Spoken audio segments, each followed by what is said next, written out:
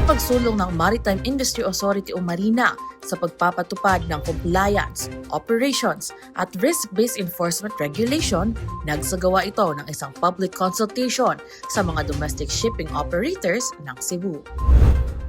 Layunin ng pagpupulong na mapag-usapan ang mga mahahalagang probisyon ng isinusulong na Draft Marina Memorandum Circular at mabigyan ng pagkakataon ang mga stakeholder na magbahagi ng kanilang mga pananaw, komento at rekomendasyon upang higit pang mapahusay ang implementasyon ng bagong regulasyon.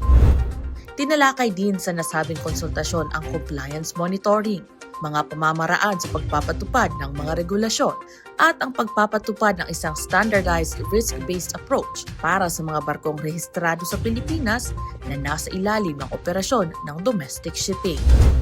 Pinangunahan ng aktibidad ni Regional Director Engineer Ronaldo Bandalaria at Enforcement Service Director Luisito de los Santos, kasama ang iba pang kinatawan ng Marina. Ito si Ardeline Hestre, nag-uulat para sa Marina DigiTV News on Deck.